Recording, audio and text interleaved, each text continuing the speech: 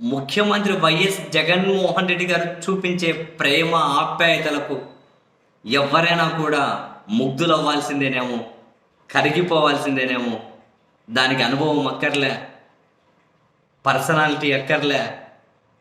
తాను చూపించే ఆప్యాయతకు నిజంగానే ఈరోజు విజయనగరంలో అభ్యర్థుల పరిచయ కార్యక్రమంలో భాగంగా బొత్స సత్యనారాయణ గారిని పరిచయం చేసేటప్పుడు బొత్స సత్యనారాయణ గారి పేరు చెప్పగానే ఆ జనాల నుంచి వచ్చినటువంటి ఆ స్పందన, కేరింతలు, నా పితృ సమానుడైన బొత్స సత్యనారాయణ అన్నా అంటాను కానీ నాకు నాన్న సమానుడు అని చెప్పి జగన్మోహన్ రెడ్డి గారు చూపించిన ఆప్యాయతకు బొత్స సత్యనారాయణ గారు భావోద్వేగంతో ఏడ్చేశారు.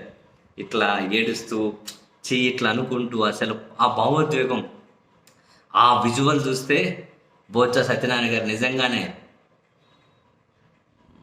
ఇంత అంటే ఆ ప్రేమను ఓవర్ఫ్లో అయిపోయినట్టుంది.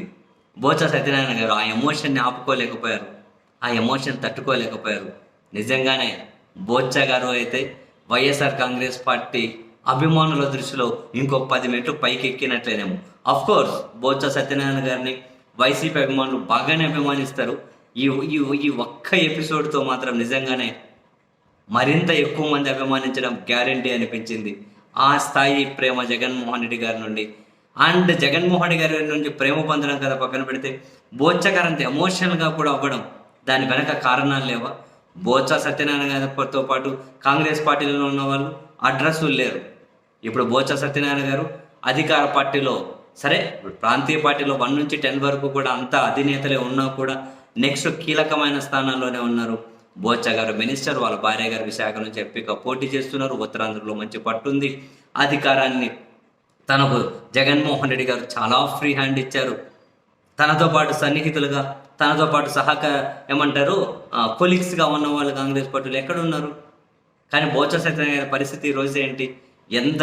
ఎంత ఉన్నత స్థానంలో ఉన్నారు, ఎంత గ్రిప్పింగ్ పొజిషన్లో ఉన్నారు. బొత్స సత్యనారాయణ గారు కూడా జగన్మోహన్ రెడ్డి గారు అవకాశం ఇచ్చారు, బొత్స గారు ఉపయోగించుకున్నారు.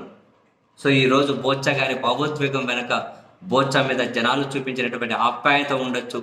బొత్స గారు అంత చిన్న పిల్లాడిగా వేదిక మీదే ఆ విధంగా ఒక రకంగా ఏడవడం వెనక, అరే తన స్థానం, ప్రజలు తనను అభిమానించడం, ఇవన్నీ గుర్తొచ్చింటాయి. No doubt in that. ఏది ఏమైనా బొత్స సత్యనారాయణ గారు చిన్న పిల్లడిగా మీరు ఏడవడం, మీరు ఆ ఎమోషన్ అవ్వడం బాగుంది చూడడానికి.